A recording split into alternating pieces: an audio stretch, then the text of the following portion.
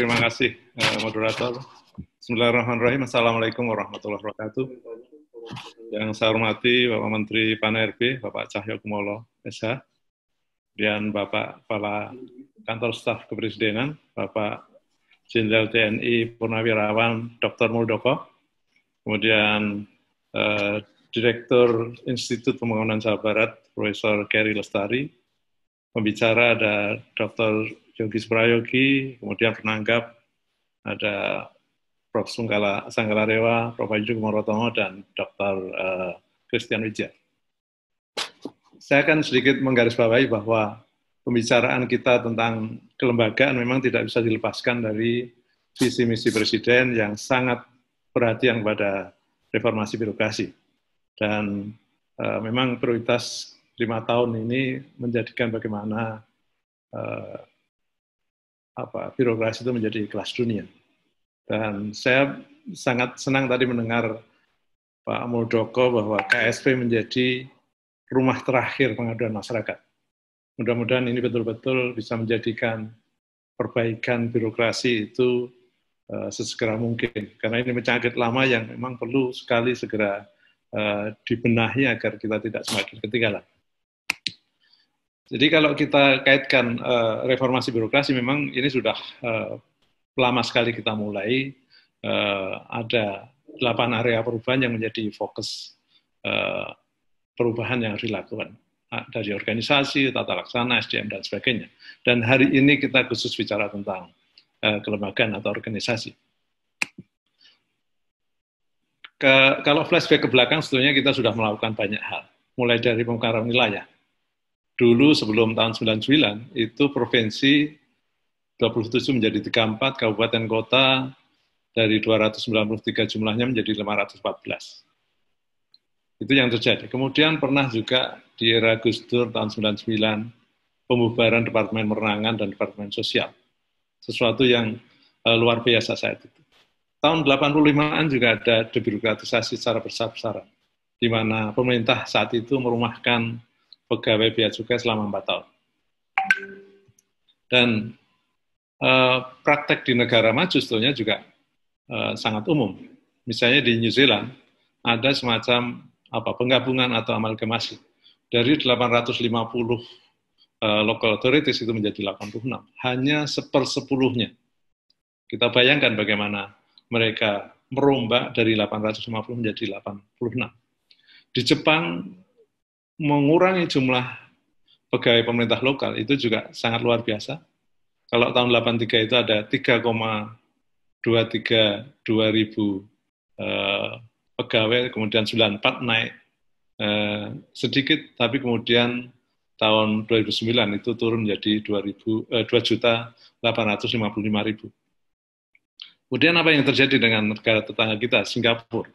Ini baru saja mereka melakukan pemangkasan departemen, ya sebetulnya kementerian, dari 18 menjadi 14 kementerian. Misalnya Department of Education, Skills and Employment adalah gabungan dari 2 kementerian. Department of Education dan Department of Employment, Skills and Small and Family Business.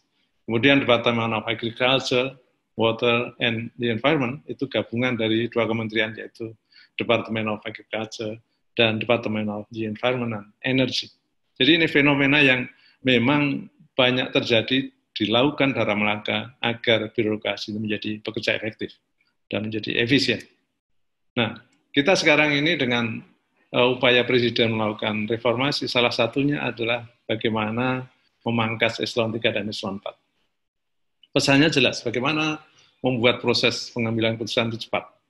Dan jangan sampai ada pelayanan publik yang berbelit-belit.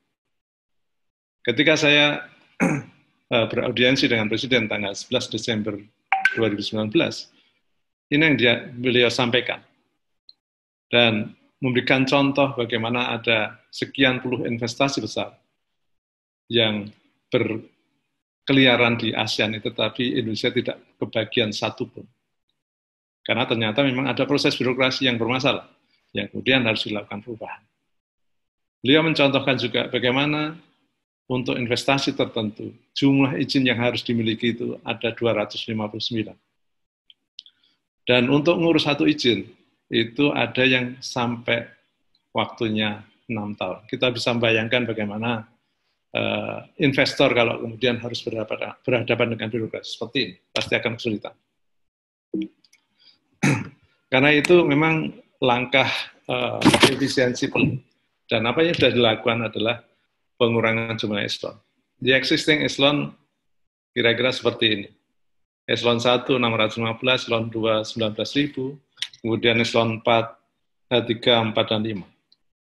Berarti kalau dipotong 3, 4, 5 ada sekitar 425.000 orang yang akan terkena dampak langsung dari pemotongan itu. Nah, bagi kami di ASN sebetulnya yang harus dipastikan ketika ada perubahan struktur, maka pengisian jabatannya harus berbasis pada sistem merit, yaitu kompetensi, kinerja, dan integritas. Karena itu untuk mengisi perlu ada uji kompetensi yang memastikan jabatan-jabatan yang diisi itu adalah diisi oleh mereka-mereka yang kompeten. Dan untuk itu memang perlu tim pansel yang memastikan dengan cara mewawancarai siapa yang kira-kira layak untuk menduduki jabatan tersebut. Dan kalau kita lihat, kemudian memang ada konsekuensi, tidak semua orang akan menduduki jabatan struktural, karena itu memang harus dimasukkan dalam jabatan fungsional yang mendasarkan pada keahlian. Dan ini kemudian memang tidak mudah. Harus kita pastikan mereka ditempatkan pada jabatan fungsional yang sesuai dengan kompetensinya. Dan saat ini memang baru ada 193 jenis jabatan fungsional yang terangkum dalam 25 rumpun. Nah, ketika itu harus difungsionalkan, kira-kira pertanyaan adalah seberapa banyak jabatan fungsional di sebuah instansi pemerintah itu dibutuhkan. Kalau kemudian kelebihan, bagaimana kira-kira mereka harus ditempatkan? Sekaligus ketika kita bicara penempatan, maka mereka yang belum masuk dalam daftar 193 jenis jabatan, ini kira-kira akan dibuatkan jabatan apa? Kemudian juga konsekuensi pekerjaan, karena ini akan menyangkut angka kredit dan karir. Jadi kami dari KSN harus memastikan mereka dipilih secara profesional, berbasis pada kompetensi, kemudian juga jabatan mereka harus jelas nanti karirnya seperti apa, kemudian mereka juga bekerja lebih profesional. Nah, kami juga melihat bahwa pasca pemangkasan memang harus ada evaluasi. Evaluasi kinerja organisasi secara keseluruhan dibandingkan dengan kinerja organisasi sebelum adanya pemangkasan. Ini harus dipastikan apakah kemudian meningkat menjadi baik atau tidak. Untuk kemudian kita ketahui kenapa itu tidak meningkat, kenapa itu ada kendala dan sebagainya. Dan ini bisa kita lihat misalnya evaluasinya kementerian terkait dengan kebijakan, misalnya Menpan atau Seknet dan sebagainya, versus kementerian terkait operasional, misalnya Kementerian Pendidikan yang banyak operasional, program dan sebagainya, Kementerian PU, Kementerian Kesehatan dan sebagainya. Ini perlu sekali untuk memastikan bahwa apa yang dilakukan betul-betul ada efek yang baik di dalam. Kalau Presiden mengatakan jangan sekedar send, tetapi ada deliver. Kualitas delivery apa yang kemudian berubah. Kemudian juga perlu evaluasi kinerja individual, baik yang menduduki jabatan struktural maupun yang menduduki jabatan fungsional. Bagaimana kira-kira kinerja seseorang dalam jabatan barunya? Kemudian bagaimana kemudian mereka mendapatkan angka kredit dan bagaimana kemudian juga kemudian untuk naik pangkat nanti. Jangan sampai dengan pekerjaan baru ternyata tidak ada kemungkinan untuk mengisi angka kredit dan kemudian akhirnya tidak naik pangkat. Nah, saya ingin mengatakan bahwa pemangkasan memang salah satu instrumen penting untuk mengurangi panjangnya birokrasi dalam pengambilan keputusan. Tetapi kita harus menyadari juga bahwa kompleksitas birokrasi di Indonesia tidak hanya bicara soal struktur, tetapi juga ada kultur dan regulasi. Misalnya, walaupun struktur diubah menjadi sangat efisien, hanya ada eselon 1 dan eselon 2, itu tidak menjamin layanan itu baik ketika memang yang kita lihat adalah rendahnya budaya melayani dan integritas. Dari sisi proses mungkin eselon yang di bawah itu bisa cepat kerjanya karena perintah atasannya. Namun atasan sering tidak langsung memberikan izin yang sudah jadi kepada warganya sebelum menyerahkan uang puluhan juta. Di kami karena KSN itu menerima keluhan, kami juga menerima keluhan seperti ini. Kira-kira 3 minggu yang lalu ada keluhan dari warga, saya yang ngurus harusnya gratis tapi dimintai 75 juta. Ya akhirnya kami ingatkan dan ternyata izinnya sudah selesai, cuman tidak dikeluarkan oleh pejabatnya yang eselon 2. Jadi prosesnya sudah jadi tetapi budaya melayani dari eselon 2 tidak ada. Karena itu memang kemudian perubahan struktur yang efisien saja tidak cukup, tetapi harus merubah kultur melayani.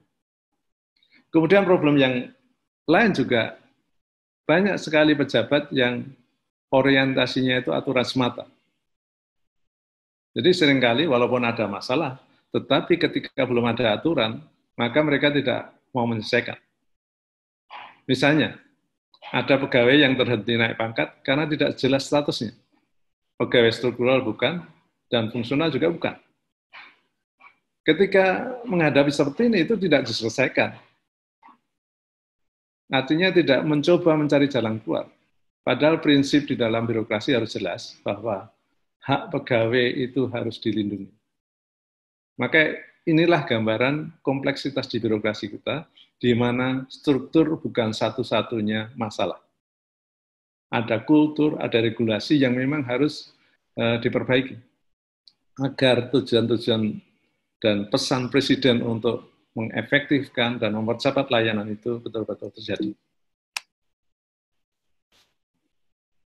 Nah, dari pemangkasan tadi memang ada banyak dampak yang harus kita antisipasi. Pertama, mungkin ada isu demoralisasi dari pegawai yang kehilangan jabatan. Memang jabatan struktural itu menyenangkan. Nah, kalau kemudian berubah menjadi fungsional yang tanpa kekuasaan, mungkin mereka kaget. Ini saya tidak mengatakan untuk menolak, tetapi bagaimana mengantisipasi agar motivasi dan semangat kerja mereka tidak menurun. Kemudian ada kemungkinan juga terjadi disfungsi organisasi dalam waktu tertentu sebagai bagian dari proses transisi. Ini juga harus diantisipasi.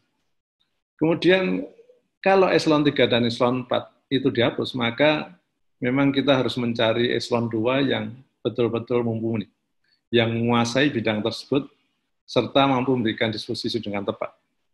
Dan kemampuan teknisnya itu harus ditingkatkan, karena mereka sudah tidak punya anak buah yang eselon 3 dan eselon 4. Kemudian juga konsekuensi dari penghapusan eselon 3-4, maka pengisian di eselon 2 itu kemungkinan mengalami lompatan dari yang tidak ada eselon tanpa pengalaman manajerial langsung. Jadi mereka meloncat dari zero pengalaman di manajerial langsung kemudian meningkat ke eselon 2. Artinya memang perlu bagaimana penyiapan matang ketika orang harus masuk eselon 2. Kemudian ada isu juga efisiensi anggaran seperti apa. Ini memang sudah mulai juga kelihatan bahwa memang ada beberapa juga peningkatan biaya yang tidak menjadi lebih efisien. Kemudian memang ke depan untuk memperkuat mekanisme birokrasi itu harus kemudian jangan jadikan jabatan fungsional hanya untuk menampung siapapun yang kehilangan jabatan struktural. Pemindahan harus betul-betul selektif dan hati-hati.